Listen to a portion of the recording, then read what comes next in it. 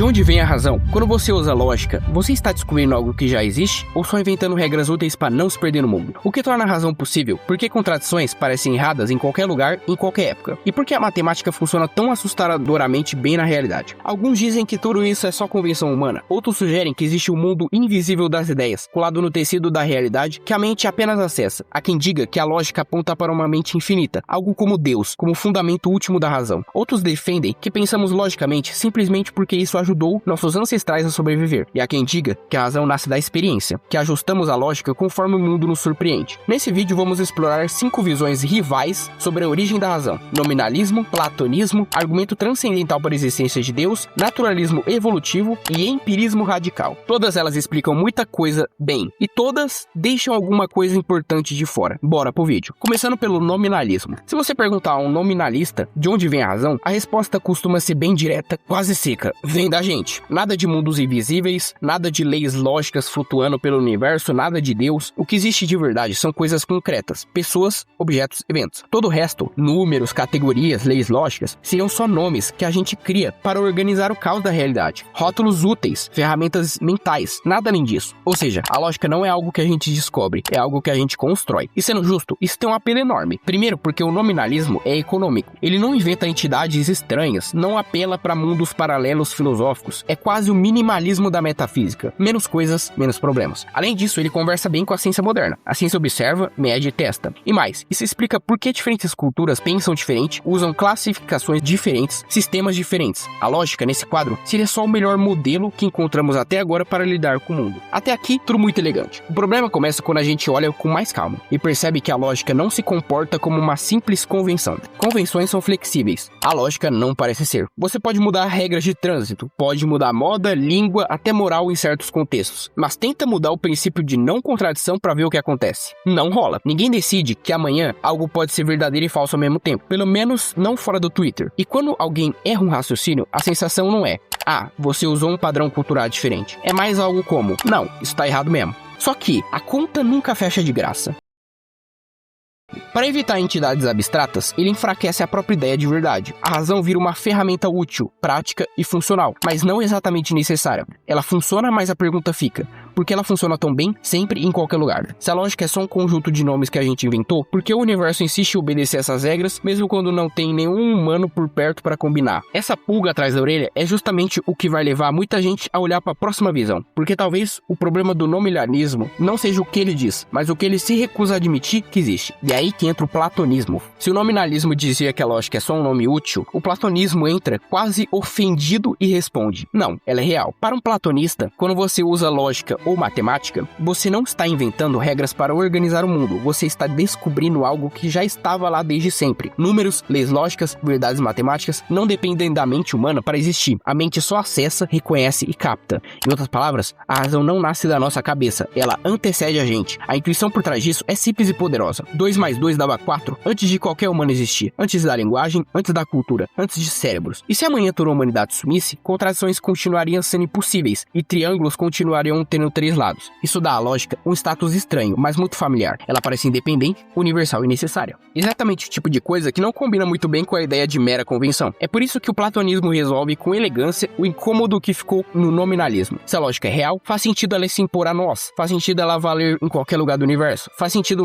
a matemática descrever a realidade física com uma precisão quase suspeita. Não é que o mundo obedeça regras que inventamos, é que nós aprendemos a pensar de acordo com as próprias regras da realidade. Só que a conta nunca fecha de graça, porque aí vem uma pergunta inevitável, aquela que todo platonista já ouviu 1000 vezes: onde exatamente essas coisas existem? Números não ocupam espaço, leis lógicas não têm massa, verdades matemáticas não ficam guardadas em nenhum lugar. Para salvar a objetividade da razão, o platonismo aceita um mundo de entidades abstratas que existem, mas não interagem causalmente com nada. E isso leva a outra pergunta desconfortável: se esse mundo abstrato existe, como a mente humana consegue acessar ele? Como algo físico, limitado ou localizado no cérebro entra em contato com verdades eternas imutáveis e imutáveis. O platonismo explica o que a lógica é, mas começa a tropeçar quando precisa explicar por que e como temos acessos a ela. E é justamente nesse ponto que surge a próxima visão, uma que não pergunta apenas o que existe, mas o que precisa existir, para que a razão faça sentido em primeiro lugar. E aí entra o argumento transcendental. O que precisa ser verdadeiro para que a lógica seja possível? O ponto de partida é simples. As leis da lógica não parecem locais, nem temporárias. Elas são eternas, universais e necessárias. E mais, são conceituais. Não são pedras, nem partículas, nem forças físicas. A partir daí, o argumento costuma ser formulado assim. Primeiro, verdades eternas existem. Segundo, verdades lógicas são conceitos. Terceiro, conceitos existem em mentes. Quarto, mentes humanas não são eternas. Quinto, logo deve existir uma mente eterna que fundamenta essas verdades. Essa mente eterna é o que a gente chama de Deus. Nesse sentido, Deus entra como uma possibilidade explicativa, não como resposta automática. Isso resolve uma dificuldade do platonismo. Em vez de um mundo abstrato meio fantasmagórico, as leis lógicas seriam expressões do pensamento de uma mente infinita como Deus. A lógica não estaria flutuando por aí, ela estaria ancorada. Mas esse argumento também cobra seu preço. Porque, no momento em que você aceita Deus como fundamento da lógica, surge um incômodo filosófico sério. Perguntas difíceis começam a aparecer. Deus usa a lógica para pensar ou Deus é a lógica? E mais fundo ainda, como uma mente pode ser superior à lógica se toda a mente que conhecemos já é estruturada pela lógica? Percebe? Isso não encerra o debate, abre muitos outros. Então o argumento transcendental não é um ponto final, ele é uma encruzilhada filosófica. Ele torna Deus uma hipótese intelectualmente respeitável para explicar a razão, mas também levanta questões profundas sobre a relação entre Deus e a lógica. Questões que, sim, merecem um vídeo só pra elas, e a gente vai chegar lá. Se vocês curtirem a ideia, faremos um vídeo só pra isso. Mas antes disso, tem quem diga que tudo isso é exagero, que não precisa de Deus, nem de ideias eternas, nem de fundamentos metafísicos. Talvez a razão seja só biologia funcionando bem o suficiente, e é essa a próxima visão do vídeo, o naturalismo evolutivo. Depois de ouvir tudo isso, ideias eternas, mente infinito, fundamento da lógica, nomes, o naturalismo evolutivo entra quase revirando os olhos. Calma, nada disso é necessário. Segundo essa visão, a razão não caiu do céu, ela surge porque funcionou. Pensamos logicamente porque, ao longo da evolução, organismos que raciocinavam melhor sobreviveram mais. Simples assim, a ideia é central e direta. Cérebros são produtos da seleção natural. Pensar de forma coerente ajudou nossos ancestrais a prever perigos, caçar, cooperar, fugir do leão. E principalmente não fazer muita besteira igual muita gente faz hoje em dia. Quem pensava muito errado não deixou descendentes para contar a história. Isso tem um apelo enorme. Tudo cabe dentro do mundo físico governado por leis naturais. Além disso, parece combinar com a ciência moderna. Até aqui, parece bem convincente. O problema começa quando a gente olha com um pouco mais de calma para o que a evolução realmente seleciona. A evolução natural não seleciona crenças verdadeiras, ela seleciona comportamentos eficazes. E o sistema pode ser eficaz mesmo baseado em crenças falsas. Você pode fugir do leão achando que ele é um espírito maligno ou um predador biológico. O resultado prático é o mesmo, você corre. E aí surge um problema delicado. Se nossa razão foi moldada apenas para sobreviver, por que confiar nela quando a gente fala de verdade profunda? Matemática abstrata, metafísica, lógica formal, cosmologia. A evolução nunca precisou disso para garantir reprodução. Só que a conta nunca fecha de graça. Ele explica por que a gente pensa, mas enfraquece a confiança em por que deveríamos confiar no próprio pensamento. E ainda assim, sobra uma pergunta incômoda. Por que leis lógicas parecem universais e imutáveis, válidas até onde na vida nenhuma?